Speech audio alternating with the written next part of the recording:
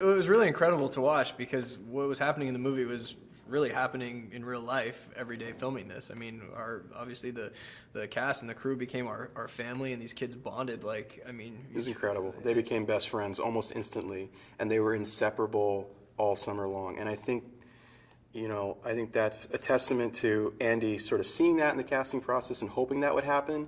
And it also pays huge dividends in the movie, because when you see the movie, you see this group of friends, these losers, and you believe that they've been best friends, some of them, their whole lives, and that's because they had a real bond. These kids fell in love with each other, were inseparable, were dreading the last day of the shoot, and every time we've seen them in a group since, it's only been a few occasions, they get right back together, and it's right back to where they left off. And I believe that they will have this connection for the rest of their lives.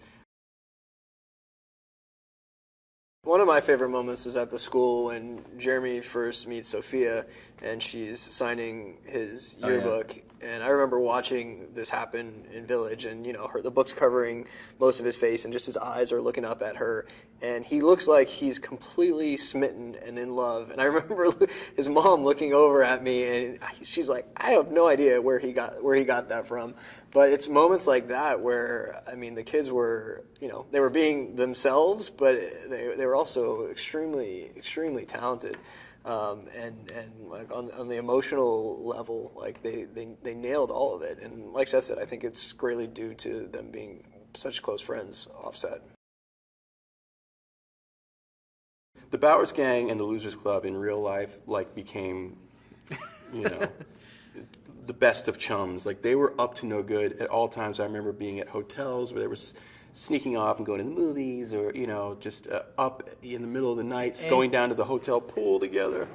Yeah, I mean, Nick and Owen and Logan, they all got wrapped up into the little Losers Club gang. They were all best friends. But I will say, again, testament to their skill as actors, like, they feel like arch enemies in the movie.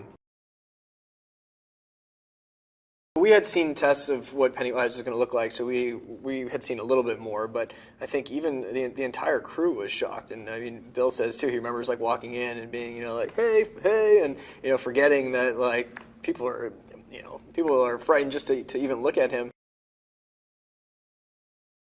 Bill is such a good actor that he can, you give him a couple seconds and he can wind up to that manic physicality, that Pennywise energy really quickly. But it is a strange experience when you're sitting there with, I mean, he's like 6'7" with that, with that bulbous head on, and he's just this massive, horrifying-looking thing, and he's just sitting there having a Starbucks talking to you about life, and that takes a minute to get used to.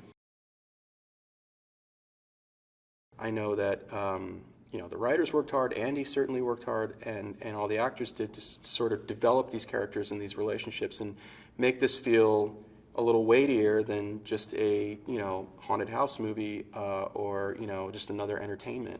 And grounding the kids and the relationships, I think, only made the scares in Pennywise even bigger and grander. I think on an emotional level, I think people relate and understand what the kids are going through in terms of the coming of age story. So getting that right was super important. And then throwing the clown in was just a little cherry on top.